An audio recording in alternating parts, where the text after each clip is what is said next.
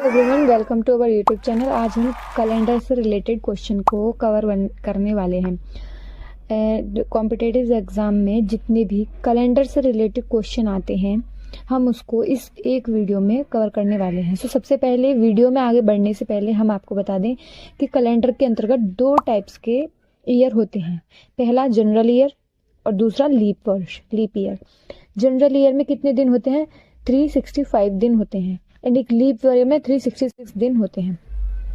तो आपको पता होना चाहिए कि लीप वर्ष क्यों मनाया जाता है।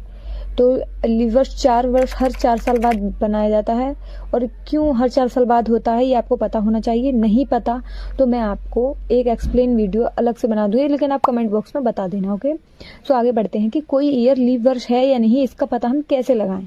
ठीक है, तो उसके लिए हमको जैसे ये 1984 हमें इधर दे रखा है, इसका मतलब ये हमें बताना है कि लीप वर्ष है या नहीं, तो उसको हम 4 से डिवाइड करेंगे। ठीक है, कोई वर्ष लीप वर्ष है या नहीं उसके लिए हम उसको 4 से डिवाइड करेंगे। लेकिन इधर कुछ एक्सेप्शन है कि कोई जो शताब्दी वर्ष है उसके लिए हम 400 से डिवाइड करते हैं, 4 से नहीं।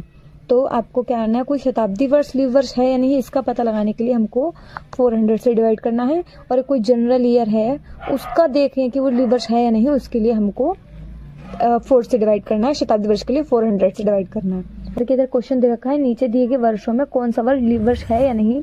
तो इसको क्या करना है, से ये 1800 है, ये क्या है, शताब्दी वर्ष है, तो इसको हम 400 से डिवाइड करेंगे। ओके, और जैसे इधर एक जनरल ईयर है तो उसको हम किससे 4 से डिवाइड करेंगे। जैसे कि हमने आपको बताया लीप वर्ष क्या मतलब, लीप वर्ष कौन सा वर्ष लीप वर्ष है या नहीं, उसके लिए 2 क्वेश्चन है। और वीडियो के लास्ट में हम पूरा मतलब कैलेंडर कंप्लीट हो जाने के बाद आपको एक कैलेंडर से रिलेटेड सारे क्वेश्चन देंगे। और जैसे जैसे आप हमारे को सपोर्ट करते जाओगे और हम और भी बेहतरीन वीडियो लाते रहेंगे, तो आप वीडियो में बने रहें। ओके, तो चलते हैं। तो अगला टॉपिक है अतिरिक्त दिन, मीन्स एक्स्ट्रा डेज। सो हफ्ता एक्स्ट्रा डेज क्या होता है, सबसे पहले तो आप ये समझ लीजिए। जैसा कि पहला पॉइंट दे रखा है कि एक हफ्ते में, एक वीक में 7 डेज होते हैं। ओके, तो अतिरिक्त दिन क्या बोलेंगे, जैसे एक हफ्ते में 7 दिन होते हैं और किसी हफ्ते को शुरू होकर 5 ही दिन हुए तो वो ना तो पूरा कंप्लीट हफ्ता ही बना और ना ही वो कुछ हुआ, तो उस जो 5 दिन हो गए उसको हम एक्स्ट्रा डेज बोलेंगे। तो जैसे अब ये 22 दिन है, तो 22 दिनों में कितने एक्स्ट्रा दिन है, ये एग्जांपल दे रखा है इधर। 22 दिनों में कितने दिन एक्स्ट्रा हैं, उसको क्या करेंगे हम 22 को 7 से डिवाइड कर देंगे। तो जो इधर आया इसको हमें पता क्या बोलेंगे, इधर जैसे हमारा हमने 22 से उसको 7 से 22 को डिवाइड किया, हमारा आया इधर 3, भागफल में हमारा क्या आया, ये 3 आया। तो 3 हफ्ते हमारे कंप्लीट हो चुके हैं और जो रिमाइंडर है, रिमाइंडर में 1 बचा, मतलब 1 एक्स्ट्रा डेज बना हमारा। तो आगे हमारा नेक्स्ट टॉपिक आ गया कि कैलेंडर की यूनिट्स। यूनिट्स मतलब इकाई की कैलेंडर मतलब किन किन चीज़ों से मिलकर बना होता है। तो सबसे पहले मैं आपको बता दूं कि एक दिन में, जैसे दिन, सप्ताह, महीना, वर्ष, तिथि, ठीक है, ये उसकी यूनिट्स है।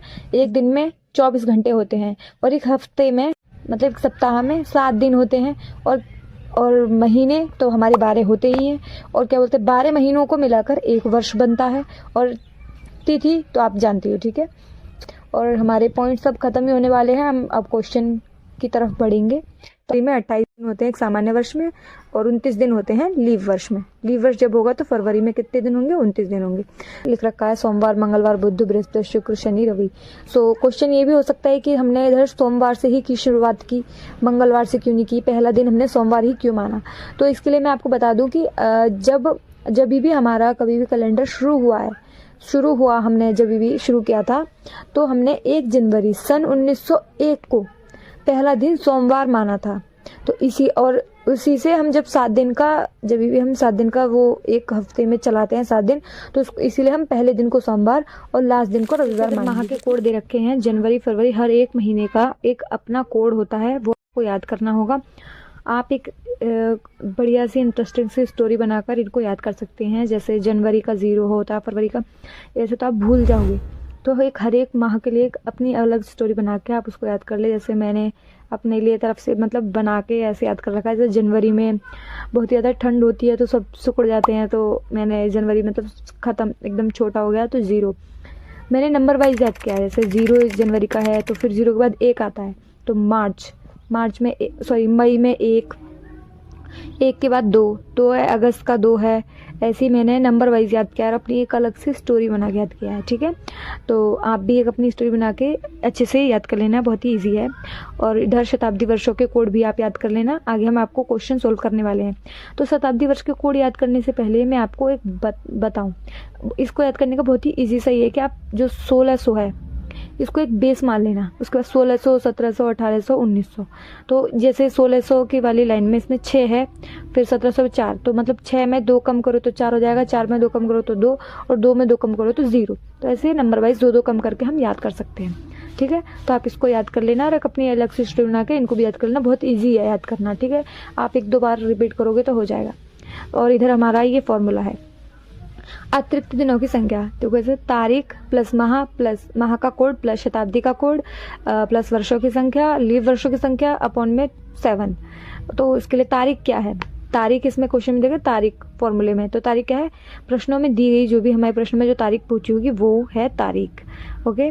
और माह का कोड जो हमने इधर पढ़ा है, कोई भी माह दे रखा हो जनवरी फरवरी मार्च, उसका ये कोड है, ठीक है। और आगे क्या है, शताब्दी वर्ष का कोड, शताब्दी वर्ष का कोड हमने इधर पढ़ ही रखा है, जो भी शताब्दी दे रखी हो उसका कोड लगा देना है। और वर्षों की संख्या, वर्षों की संख्या क्या है, जैसे हमने इधर एग्जाम्पल में मैंने इधर समझा रखा है 1947 है, तो जो लास्ट के जो 2 डिजिट हैं वही वर्षों की संख्या होती है, लास्ट के 2 डिजिट, ठीक है। जैसे इधर 2016 दे रखा है, तो जो लास्ट के 16 है ये वर्षों की 16 जो है ये संख्या है वर्षों की, ठीक है, 2016, तो 16 वर्षों की संख्या होगी। और लीव वर्षों की संख्या, लीव वर्षों की संख्या क्या होती है, जैसे इधर दे रखा है 2016, तो इस 16 जो लास्ट के 2 डिजिट है इसी को हम 4 से डिवाइड कर देंगे, तो डिवाइड करने के बाद आएगा, जैसे हमने इधर का इसका लिया है 47 को लिया है, इधर 47 लास्ट के 2 डिजिट है वर्षों की संख्या, इसको हमने 4 से डिवाइड किया तो हमारा कितना है 11, पॉइंट से पहले वाली डिजिट लेते हैं, ठीक है। तो 11 हमारे लीव वर्षों की संख्या होगी, क्योंकि तो आपको पता चल गया हर एक चीज। तो आगे हम क्वेश्चन पे बढ़ते हैं। एक क्वेश्चन है, अभी चीजें खत्म नहीं हुई है, कॉम्पिटेटिव एग्जाम में नए नए टाइप्स के क्वेश्चन पूछे जाते हैं, तो हम सारे क्वेश्चन बताएंगे। और ये जो मैं क्वेश्चन बता रही हूँ आपको ये आ चुके हैं एग्जाम में, SSC GD और कई सारे एग्जाम में आ चुके हैं, वही मैं सॉल्व करवा रही हूँ। एक्चुअली आप करोगे, कॉपी पेंसिल लेके बैठो, इतना कुछ लिखने की कोई ज़रूरत नहीं है, छोटे नोट्स बनाओ जिससे बाद में दोहराना आपको इजी हो। अपने अकॉर्डिंग अपने नोट्स बनाइए। मैंने इधर सबको उसमें अपने माइंड में रख के एक्सप्लेन किया है चीज़ों को। आपका माइंड कैसा है, आप किस चीज़ को कितनी जल्दी कैच करते हैं, वो आपके ऊपर डिपेंड करता है, तो उसी के अकॉर्डिंग आप अपने नोट्स बनाएं, ओके। तो अब हम आगे क्वेश्चन कर लेते हैं। और हाँ, मैं एक बात बताना भूल गई, आपको स्क्रीन पे एक नोट्स दे रखा होगा, उस नोट्स को आप पढ़ लें। इसको तो आप समझ ही गए होंगे, जैसे कि कोई हमें दे रखा है जनवरी का महीना इसमें दे रखा है, जैसे 26 जनवरी दे रखा हो और वो लीव वर्ष हो, ठीक है। और जनवरी या फरवरी की महीने की बात पूछी है, जनवरी या फरवरी का महीना दे रखा हो और लीव वर्ष निकले वो वर्ष, तो जो एक्स्ट्रा डेज निकले उसमें से 1 हम एक माइनस कर देंगे, ठीक है। इतना कुछ नहीं है उसमें। आगे क्वेश्चन जब आएगा तो हम उस वाले नोट्स को आपको याद दिला देंगे। तो आगे बढ़ते हैं हम क्वेश्चन पे अपने। 30 जनवरी 1950 को कौन सा दिन था, ठीक है। कितना इजी क्वेश्चन है। अभी सारे क्वेश्चन जो हमने पीछे आपको पॉइंट्स कराए हैं 4-5 पॉइंट्स, उनको माइंड में रखते हुए इस क्वेश्चन को सॉल्व करो।